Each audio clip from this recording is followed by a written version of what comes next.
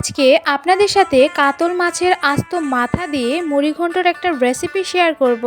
সাধারণ কিছু রেসিপিও অসাধারণ হয়ে ওঠে রাঁধুনির গুণে। এই একটা রেসিপি যেটা দিয়ে আপনার খাওয়া একদম কমপ্লিট হয়ে যাবে। আসসালামু আলাইকুম, কেমন আছেন সবাই? আমি তো আলহামদুলিল্লাহ অনেক ভালো আছি। আজকে খুব সুন্দর একটা রেসিপি আপনাদের সাথে শেয়ার করব, তার কারণে ওয়েলকাম করছি আমার কুকিং ভিডিওতে। প্রথমত আমি 1 কাপ পরিমাণ এখানে মুগ ডাল নিয়েছি। মুগ ডাল দিয়ে মুড়িঘণ্টটা খুবই মজার হয়, যার কারণে মুগ ডালটা নিয়েছি। মূলত মুগ ডাল দিয়েই মুড়িঘণ্ট রান্না করা হয়।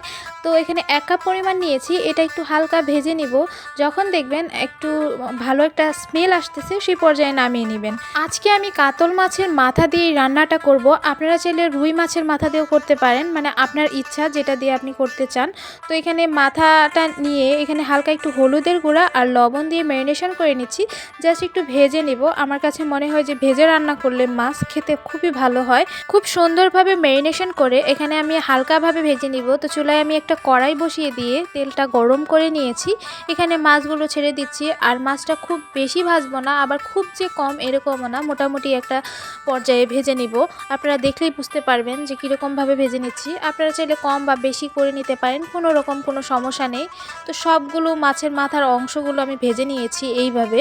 বেশ কিছুদিন যাবতই কাতল মাছের মাথাটা আমি রেখে দিয়েছি মুগ ডাল দিয়ে মুড়িঘণ্ট করব এই জন্য, কিন্তু সময়ের কারণে আর পেরে উঠছিলাম না। মানে এক এক দিন এক একটা রান্না হয়ে যাচ্ছিল, যার কারণে এটা রান্না করা হচ্ছিল না।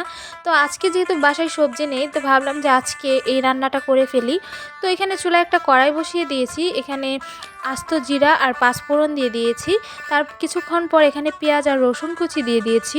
কিছুটা আস্ত গরম মশলাও দিয়ে দিয়েছি, আর সাথে দিয়ে দিয়েছি একটা তেজপাতা আর 2টা শুকনো মরিচ। আপনারা চাইলে শুকনো মরিচটা স্কিপ করতে পারেন, কোনো সমস্যা নেই। আমি জাস্ট ফ্লেভার, মানে আমার কাছে ভালো লাগে ডালে খেতে, যার কারণে আমি দিয়ে দিয়েছি।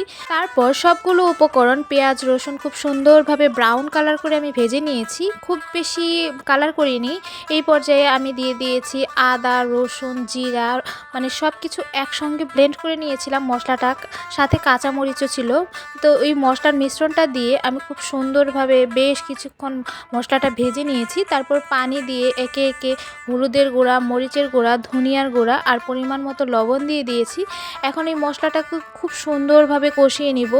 আর এই মশলাটা যত সুন্দরভাবে কষানো হয়, এই মুড়িঘণ্ট বলেন বা যে কোনো তরকারি বলেন, খুবই ভালো হয় টেস্টটা, যার কারণে আমি খুব সুন্দরভাবে কষিয়ে নিয়েছি। তারপর যে মুগ ডালটা আমি ভেজে নিয়েছিলাম হালকাভাবে, সেটা আমি জাস্ট একটু ধুয়ে নিয়েছি। খুব বেশি ধুতে যাবেন না, হালকা করেই ধুয়ে নেবেন।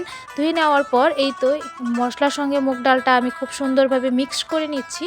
আর ওই চুলায় দেখতে পাচ্ছেন আমি গরম পানি বসিয়ে দিয়েছি। আর এই ডালে, মানে মুড়িঘণ্টতে আমি গরম পানি ব্যবহার করব। আপনি যে কোনো তরকারিতে মানে গরম পানিটা ব্যবহার করলে টেস্টটা খুব ভালো আসে। তো এই পর্যায়ে আমি আমার পরিমাণ মতো পানি দিয়ে দিচ্ছি। আপনারা যদি এই মুড়িঘণ্টটাকে একটু ভুনা ভুনা রাখতে চান, তাহলে একটু কম পরিমাণে পানি দিবেন। আর যদি একটু ঝোল ঝোল রাখতে চান, তাহলে একটু বেশি পরিমাণে দিয়ে দিবেন। আমি আমার পরিমাণ মতো দিয়ে দিয়েছি। পানিটা দেওয়ার সঙ্গে সঙ্গে আমি মাছটা দিয়ে দিয়েছি। আর এই মাছটা দিয়ে এখন ঢাকনা দিয়ে ঢেকে জাস্ট রান্না করে নেব, আর কোনো কাজ নেই। আর এই মাছটা আমি আগেই দিয়ে দিয়েছি, কারণ মাছের মাথাটা অনেক বেশি বড় ছিল, কুক হতে অনেকটা সময় লাগবে। তো ডালটা তো আমার খুব বেশি সময় লাগে না কুক হতে, যার কারণে একসঙ্গেই আমি দিয়ে দিয়েছি।